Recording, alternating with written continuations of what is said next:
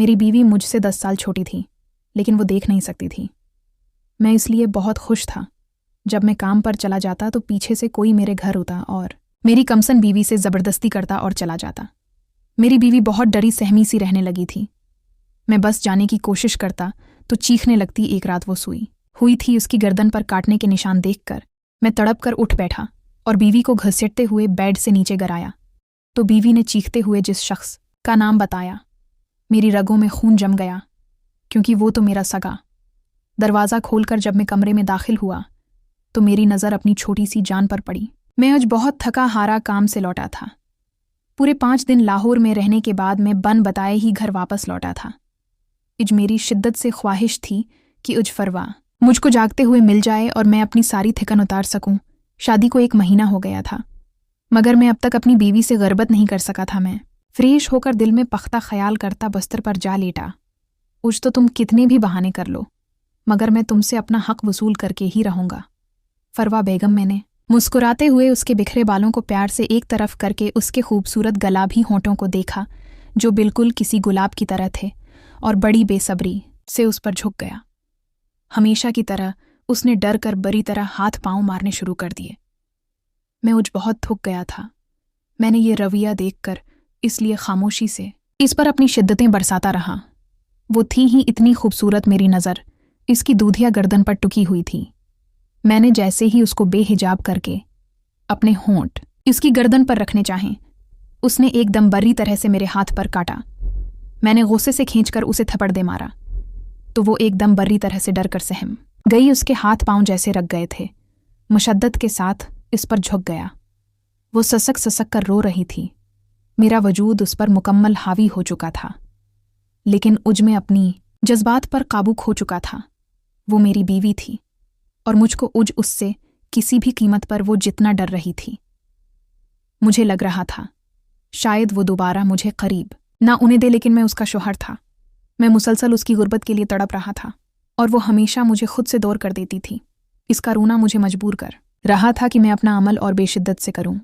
उसने बस्तर की चादर को जोर से पकड़कर खींचा तो मैंने उसके हाथ को पकड़कर अपना सारा वजन बस्तर पर पड़े उसके वजूद पर डाला और इतना शदीद अमल किया कि मेरा बस्तर ही बहुत जोर से दब गया। उसके मुन्ना से एक चीख निकली थी जो मुझको इस वक्त बहुत सुकून दे गई। मैं एक भरपूर जवान मर्द था और वो छोटी सी लड़की जिसकी उम्र सिर्फ अभी 19 साल थी। मैं अपने दोस्तों से उनकी सहागरात के किस्से सुन सुनकर यही समझता था कि पहली रात ही लड़की डरी सहमी होती है। उसलिए मैंने पूरा 1 माह सब्र किया था। हमेशा उसे प्यार से मनाने की कोशिश की थी। वो नाबीना थी और यही वजह थी कि मैंने अब तक उसके साथ ज़बरदस्ती नहीं की थी। उसकी अब पूरे पूरे कमरे में चीखें गूंज रही थीं। मैं उस पर शिद्दत से अपना प्यार लटा रहा था। मेरी सांसों और अहों की आवाज़ के अलावा कमरे में दूसरी कोई और आवाज़ न थी। एकदम मेरी नज़र बस्तर पर पड़ी तो ये देखकर मैं गुस्से से बेहाल हो गया कि बस्तर पर कोई दाग नहीं था। मैंने एकदम गुस्से से उसके बाल पकड़कर उसको जैसे ही उठाया और नफ़रत से पूछा, तुम शादी से पहले ही सब कुछ कर चुकी हो ना, उसीलिए तुम इतने ड्रामे कर रही थी। मुझको अपने करीब होने से रोकने के लिए बताओ, वो कौन था जिसके साथ तुमने एक भारी थप्पड़ मारकर। मैंने उसको कुछ नाजेबा अल्फाज कहे थे और फिर जोर से चीखा था, तुमने शादी से पहले ही अपनी इज्जत लौटा दी और फिर कनवारी होने का नाटक कर रही हो। मैंने उसे बालों से पकड़कर पूरी तरह से झटका दिया था। वो मेरी आवाज़ सुनकर एकदम चीख पड़ी और रोते हुए कहने लगी, वसीम ये अप हैं। ये सुनकर मैं गुस्से से पागल हो गया और नहायत गंदे अल्फाज इस्तेमाल करते हुए बोला, मेरे बेडरूम में मेरे अलावा और कौन होता है? तुम्हारे साथ एकदम से उसके बाल उसकी गर्दन के पिछले हिस्से से हट गए और मेरी नज़र उस निशान पर पड़ी दांतों से काटने का गहरा निशान था, जिसे देखकर मैं गुस्से से बेकाबू हो गया और मैंने खींचकर फरवा को बस्तर से नीचे फेंक दिया। उसका सर बेड के किनारे से लगा, लेकिन वो तड़प उठी और रोते हुए मेरी तरफ लग गई। वो अपने हाथ जोड़कर रोते हुए मुझे कुछ बताने की कोशिश कर रही थी, लेकिन मैंने उसे बड़ी तरह से मारना शुरू कर दिया था। पहले वाला सारा प्यार, सारा रोमांस जैसे बर्बाद होकर रह गया था। मैं उसे कितने अरमानों से ब्याह कर लाया और उसने मेरी इज्जत का जनाजा ही निकाल दिया था। निशान बिल्कुल ताज़ा था, मतलब वो अभी किसी के राबते में थी। मैंने गुस्से से उसकी बड़ी बड़ी आँखों को देखकर सोचा, शायद वो ना बेना भी नहीं थी। बल्कि मुझे बेवकूफ़ बनाने के लिए ये सारा ड्रामा रचा रही थी। मैं उसे हाथ से पकड़कर घर से उठते हुए घर से बाहर निकालने लगा। मुझे अपनी और उसकी हालत की भी परवाह नहीं थी। एकदम से वो मेरी टांगों से लपट गई और जो कुछ उसने कहा उसे सुनकर मेरे कदमों के नीचे से ज़मीन ही निकल गई। मेरी ही घर में मेरी बीवी की इज्जत खराब करने वाला कोई और नहीं था, बल्कि मेरा सगा चचा था। खून का रिश्ता था मेरा उससे, और मैं उसको अपने ही इज्जत का मुहाफिज समझता था। मेरे वो चचा जिसे मैंने अपने बाप के फूत होने के बाद हमेशा अपने बाप से बढ़कर इज्जत दी थी। मैं हैरत से सुन होकर रह गया। फरवा की तरफ देख रहा था। वो रोते हुए खुदा की कस्में खा कर मुझे यकीन दिलाने की कोशिश कर रही थी कि वो बेगुनाह है, मैं चाहे उससे कितना भी नाराज़ था। लेकिन मैं ये बात मानने पर मजबूर था कि वो वाकया एक इज्जतदार घराने की लड़की थी। मेरा दोस्त अदील उसका भाई था। पिछले दिनों अचानक ये एक ट्रैफिक हादसे में अदील का इंतकाल हुआ तो उसके घर के हालात काबिल रहम हद तक ख़राब हो चुके थे। मैं कहीं परसों से उनके घर जाता था तो फरवा का किरदार मेरी नज़र में साफ सुथरा ही था। वो सिर्फ 10 साल की उम्र में सीढ़ियों से गिरकर अपनी बिनाई खो चुकी थी। उनके घर के हालात कुछ ज़्यादा अच्छे नहीं थे, इसीलिए वो इसका मुकम्मल इलाज नहीं करवा सके थे। अदील ही अपनी यतीम बहन और बीवा माँ का वाहिद सहारा था। जब वही न रहा तो चंद रोज़ बाद आंटी ने अपने हाथ मेरे सामने जोड़ते हुए कहा कि बेटा, मुझ पर यह एहसान कर दो कि फरवा से शादी कर लो। मैं सुनकर बहुत परेशान हुआ था, क्योंकि फरवा मुझसे पूरे 10 साल छोटी थी। मैं उन्हें इनकार नहीं कर पाया। मैंने फौरा अपनी वालदा को फ़ोन किया तो उन्हें भी कोई एतराज़ नहीं था, और फिर जब वो फरवा से मिली तो इतनी ज़्यादा खुश हुए कि चंद रोज़ बाद ही धूमधाम से हमारी शादी कर दी। उम्मा और मेरी बाकी की बहनें गांव में रहती थीं। मेरे वालिद के बहुत बड़ी हवेली और ज़मीनें थीं, लेकिन मैं शहर में अपनी नौकरी के सिलसिले में रहता था। उम्मा फरवा के साथ कुछ दिन रही और फिर वापस गांव चली गई। मुझे अक्सर काम फिर देर हो जाती थी और मैं अपने चचा रहील अहमद को फ़ोन करके ये कह देता था कि चाचा प्लीज़ मेरे घर चले जाएं, क्योंकि फरवा अकेले में डरती है। वो शादीशुदा है और 4 बच्चों के बाप थे, लेकिन कुछ उर्सा से चाची अपने मैके गई थी किसी नाराज़गी की वजह से, और अब तक वापस नहीं लौटी थी। उन्हें भी खाने का मसला हो रहा था, इसीलिए मैंने अपने ही फ्लैट पर रहने का कह दिया था, क्योंकि मैंने तो फरवा के लिए एक मुलाजमा रखी हुई थी जो उसे खाना भी बनाकर देती थी और उसका ख्याल भी रखती थी। लेकिन रात होते ही वो अपने घर चली जाती थी। मैं पिछले कई रोज़ से लाहौर गया हुआ था। फरवा की उम्मी अपने भाई के घर गई हुई, इसीलिए मैंने चचा को ही कह दिया था कि वो फरवा का ख्याल रखें, और इसका नतीजा अब मेरे सामने था। मैं सोफे पर बैठा था और फरवा मेरे कदमों पर सिर रखकर रो रही थी। मैंने एक गहरी नज़र छोटी सी मासूम लड़की पर डाली और सोचने लगा कि उसको क्या फ़ायदा है मुझसे झूठ बोलकर। ये तो खुद ही अंधेरों में भटक रही है, और शायद मेरे जालिम चचा ने इसी बात का फ़ायदा उठाकर इसकी ज़िंदगी ख़राब कर दी। इससे बात का फ़ायदा उठाकर इसकी ज़िंदगी ख़राब कर दी। मैं हैरान था। वो 45 के एक सेहतमंद जवान मर्द थे, और कहाँ ये कमसिन लड़की जो उनकी बेटी करण की हम उम्र थी। उनको ज़रा शर्म नहीं आई थी, लेकिन दुनिया की नज़र में वो कितनी शरीफ और दीनदार थे। फरवान रोते हुए मेरा घटना पकड़कर मुझसे सवाल किया, अब मुझे घर से निकाल देंगे ना? मेरे तो बाबा और भाई भी नहीं हैं उम्मी, और मैं पहले ही अकेले हैं। चाचू ने भी मुझे यही कहा था कि अगर मैंने आपको बताया तो वो सारा इल्ज़ाम मुझ पर लगा देंगे और अब कभी मेरा यकीन नहीं करेंगे। मैं ये सुनकर तड़प गया कि अब वो अब तक इस घटिया इंसान को चाचू कह रही थी, जिसने कमज़ोर और मजबूर लड़की का फ़ायदा उठाया था, और ये भी नहीं सोचा था कि वो इसकी बेटी की उम्र की है। मेरी नज़रों के सामने 17 साला करण का चेहरा घूम गया, जो मेरे चाचू की बेटी थी। मैंने फरवा को अपने सीने में छिपा लिया और उसे थपकने लगा। गलती मेरी ही थी कि मैंने अपनी बीवी के मामले में किसी पर एतबार किया। मैंने उसे बस्तर पर बैठा कर उसका खलिया दुरुस्त करने में उसकी मदद की, और ख़ुद गुस्से से घोलता हुआ चाचू के कमरे की तरफ चला गया। वो घटिया इंसान इस वक्त शायद इस बात से बेखबर था कि मैं घर वापस लौट कर गया हूँ। उसके सामने में उस पर रखी हुई बोतल को देखकर मैं समझ गया कि मेरी गैर मौजूदगी में मेरी ही बीवी के साथ क्या क्या करता रहा होगा, क्योंकि अब भी टीवी पर निहायत बेहुदा फिल्म चल रही थी। मैं खामोशी से जाकर उसके पीछे खड़ा हो गया। एकदम रहील अहमद की नज़र मुझ पर पड़ी तो वो खुलकर उठने लगा और मैंने उसे मौका ही नहीं दिया। जब वो रिश्तों का तकद्दुस भूल गया था तो मैं भी ये बात भूल गया कि वो मेरे बाप का भाई है। मैंने उसे मार मार कर उद्मरा कर दिया। वो बार बार चीख रहा था कि बेटा मैं तुम्हारा चाचू हूँ, तुम्हारा बाप का भाई, तुम्हारा मुझ पर ऐसे हाथ उठाना जायज़ नहीं। और मैं उसे मुक्के मार मार कर सिर्फ एक ही बात किए जा रहा था कि घटिया इंसान, तुम्हारी हिम्मत कैसे हुई मेरी इज्जत पर हाथ डालने की। मैंने हमेशा तुम्हें अपने बाप की तरह इज्जत दी। तुम्हें ज़रा भी खौफ नहीं आया कि वो लड़की आंखों से नाबीना है।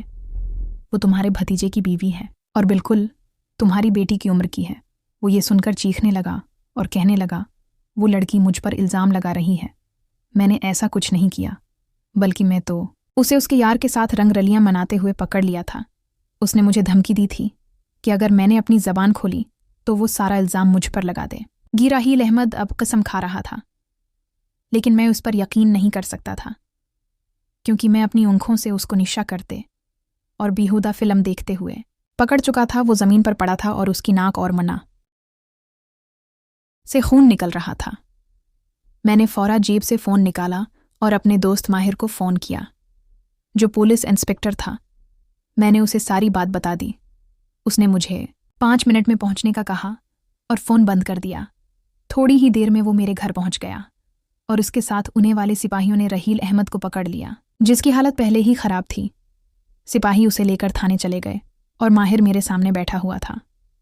मैंने उसे सारी बात बता दे। गुस्से और तकलीफ़ की वजह से मेरी आंखों से आंसू निकल रहे थे। माहिर ने मेरी सारी बात सुनकर मेरे कंधे पर हाथ रखा और जो कुछ कहा उसे सुनकर मैं गहरी सोच में पड़ गया। वाक़या, अगर मैं रहील अहमद पर मुकदमा दर्ज करवाता, उसने मेरी बीवी के सिर पर मेरे ही घर में बर्बाद की है, तो सवाल फरवा के किरदार पर ही उठाई जाते। और फिर फ़रू का मेडिकल होता तो तब भी ये मसला था कि मैं उसके साथ अब करब्त अख्तियार कर चुका था।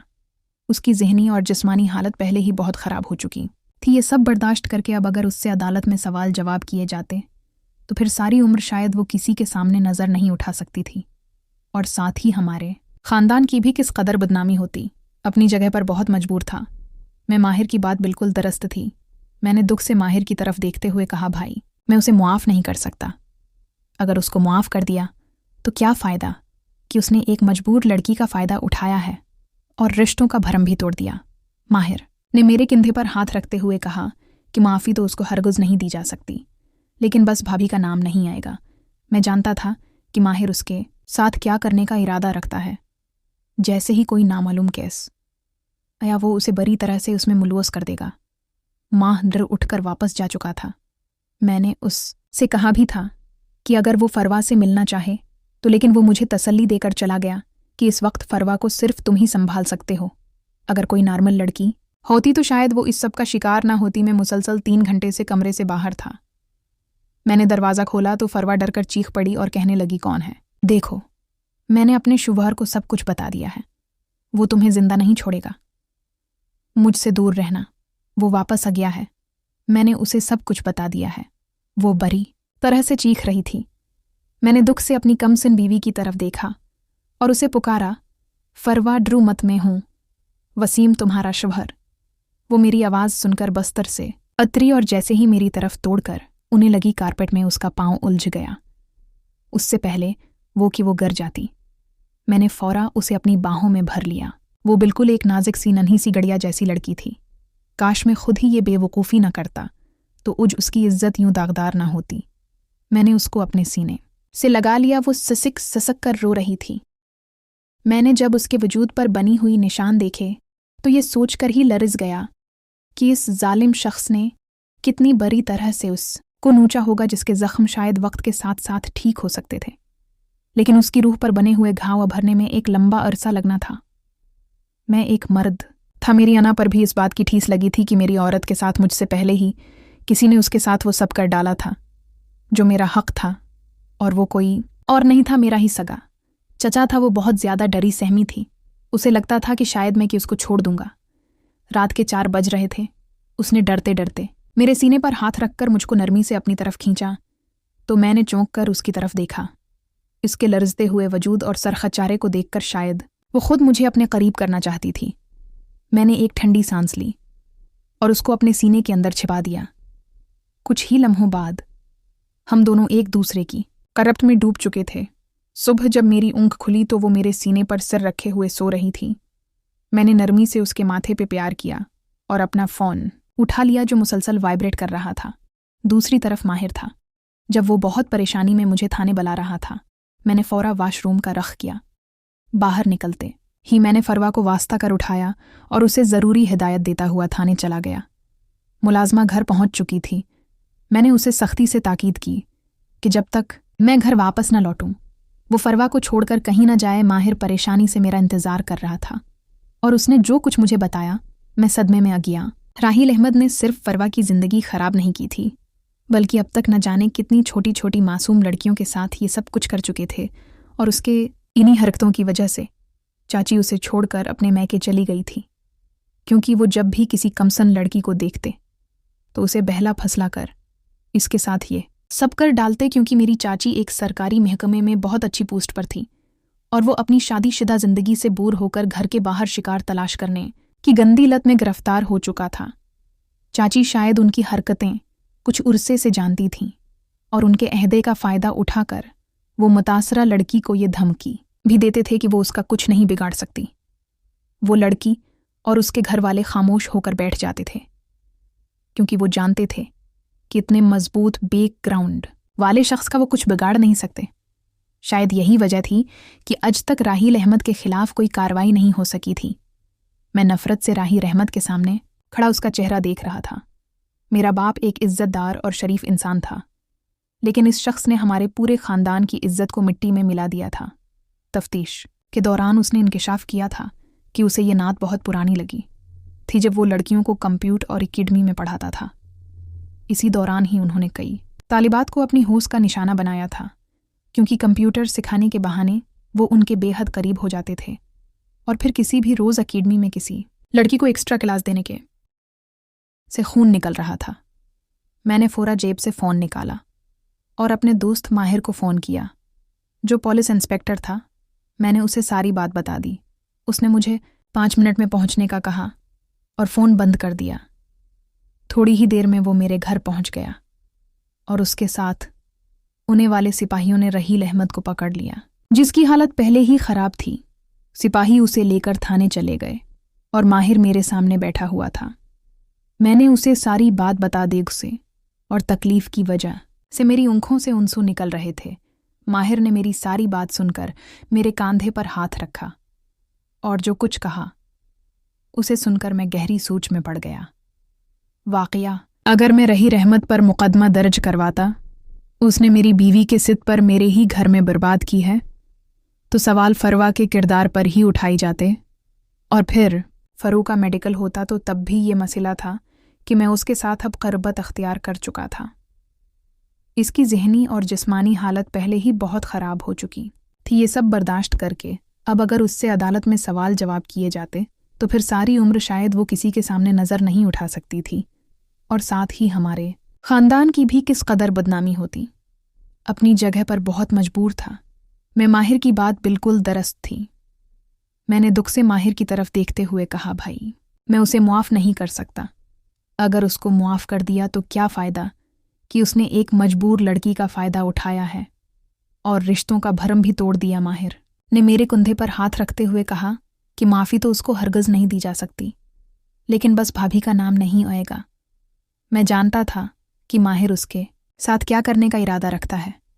जैसे ही कोई नामालूम केस या वो उसे बड़ी तरह से इसमें मुलव्वस कर देगा। माहिर उठकर वापस जा चुका था। मैंने उससे कहा भी था कि अगर वो फरवा से मिलना चाहे तो, लेकिन वो मुझे तसल्ली देकर चला गया कि इस वक्त फरवा को सिर्फ तुम ही संभाल सकते हो। अगर कोई नॉर्मल लड़की होती तो शायद वो इस सब का शिकार न होती। मैं मुसलसल 3 घंटे से कमरे से बाहर था। मैंने दरवाज़ा खोला तो फरवा डर कर चीख पड़ी और कहने लगी, कौन है? देखो, मैंने अपने शौहर को सब कुछ बता दिया है। वो तुम्हें जिंदा नहीं छोड़ेगा। मुझसे दूर रहना। वो वापस आ गया है। मैंने उसे सब कुछ बता दिया है।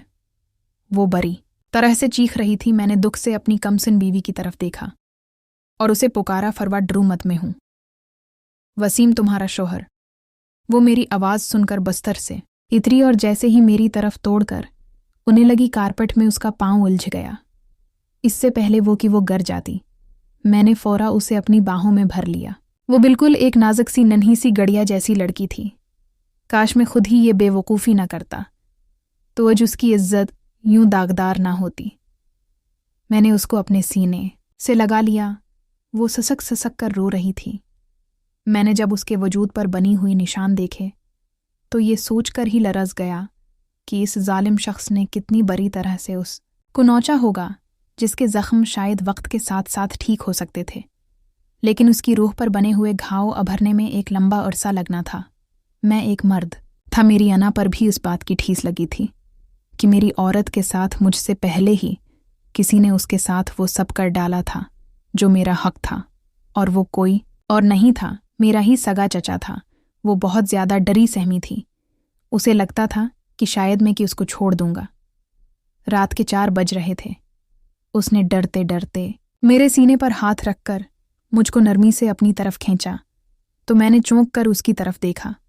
उसके लरजते हुए वजूद और सरखचारे को देखकर शायद वो खुद मुझे अपने करीब करना चाहती थी। मैंने एक ठंडी सांस ली और उसको अपने सीने के अंदर छिपा दिया।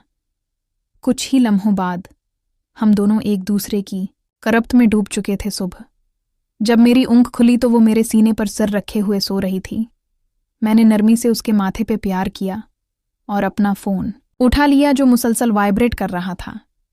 दूसरी तरफ माहिर था। जब वो बहुत परेशानी में मुझे थाने बुला रहा था, मैंने फौरा वाशरूम का रुख किया। बाहर निकलते ही मैंने फरवा को वास्ता कर उठाया और उसे ज़रूरी हदायत देता हुआ थाने चला गया। मुलाजिमा घर पहुंच चुकी थी। मैंने उसे सख्ती से ताकीद की कि जब तक मैं घर वापस न लौटूं वो फरवा को छोड़कर कहीं न जाए। माहिर परेशानी से मेरा इंतज़ार कर रहा था और उसने जो कुछ मुझे बताया मैं सदमे में आ गया। राहिल अहमद ने सिर्फ फरवा की ज़िंदगी ख़राब नहीं की थी, बल्कि अब तक न जाने कितनी छोटी छोटी मासूम लड़कियों के साथ ये सब कुछ कर चुके थे। और उसके इन्हीं हरकतों की वजह से चाची उसे छोड़कर अपने मेके चली गई थी, क्योंकि वो जब भी किसी कमसन लड़की को देखते तो उसे बहला फसला कर इसके साथ ये सब कर डालते। क्योंकि मेरी चाची एक सरकारी महकमे में बहुत अच्छी पोस्ट पर थी और वो अपनी शादीशुदा ज़िंदगी से दूर होकर घर के बाहर शिकार तलाश करने की गंदी लत में गिरफ्तार हो चुका था। चाची शायद उनकी हरकतें कुछ उर्से से जानती थीं और उनके अहदे का फ़ायदा उठाकर वो मुतासरा लड़की को ये धमकी भी देते थे कि वो उसका कुछ नहीं बिगाड़ सकती। वो लड़की और उसके घर वाले खामोश होकर बैठ जाते थे, क्योंकि वो जानते थे कि इतने मजबूत बैकग्राउंड वाले शख्स का वो कुछ बिगाड़ नहीं सकते। शायद यही वजह थी कि आज तक राहिल अहमद के खिलाफ कोई कार्रवाई नहीं हो सकी थी। मैं नफ़रत से राहिल अहमद के सामने खड़ा उसका चेहरा देख रहा था। मेरा बाप एक इज़्ज़तदार और शरीफ इंसान था, लेकिन इस शख्स ने हमारे पूरे ख़ानदान की इज़्ज़त को मिट्टी में मिला दिया था।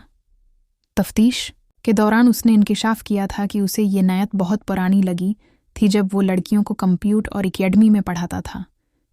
इसी दौरान ही उन्होंने कई तालिबात को अपनी हूस का निशाना बनाया था, क्योंकि कंप्यूटर सिखाने के बहाने वो उनके बेहद करीब हो जाते थे और फिर किसी भी रोज़ एकेडमी में किसी लड़की को एक एक्स्ट्रा क्लास देने के इजहार करें। शुक्रिया।